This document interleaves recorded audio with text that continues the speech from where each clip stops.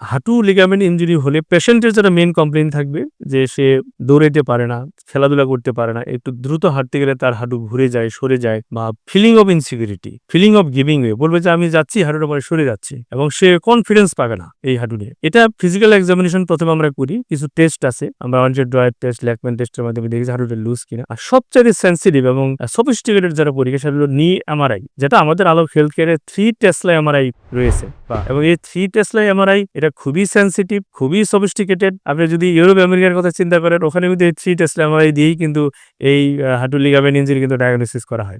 আমার যদি ডায়াগনোসিসটা সঠিক হলো, তখন কিন্তু আমার জন্য চিকিৎসা করাটা খুবই সহজ হয়ে যায়। এর জন্য সঠিক পরীক্ষা নিরীক্ষা বিকল্প কিন্তু নাই, আর যেটা আমাদের আলোক হেলথ কেয়ার দিচ্ছে। যেমন 3টি এমআরআই, মানে যে আলোক হেলথ কেয়ার অ্যান্ড হাসপাতাল এবং তার যে ডায়াগনস্টিক সেন্টার, মানে যেটা আপনি বলছেন, মানে আমি বিশেষ করে আমাদের একটু খোঁজ খবর নিয়ে জানা যায় বাংলাদেশে 21 থেকে 22টি 3টি এমআরআই মেশিন রয়েছে।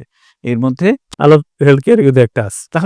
তাহলে এই যে সুনামের সঙ্গে আলো মানে এই পরীক্ষা নিরীক্ষাগুলো করছে, নির্ভুলভাবে করছে, এবং এ কারণেই কিন্তু আমরা দেখি যে মানুষের আস্থার একটা প্রতীক হতে পেরেছে এই আলোক।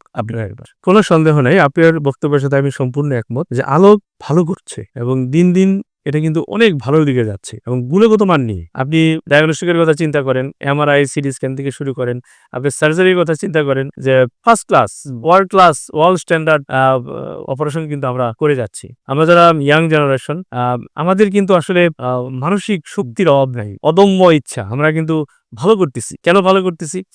একটা বয়স লাগে কিন্তু সবকিছুর জন্য।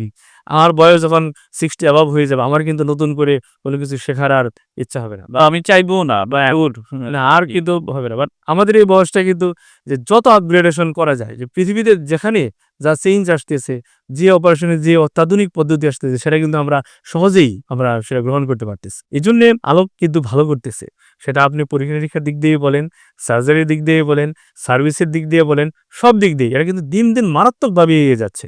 সুস্থ জীবন, সুন্দর পৃথিবী।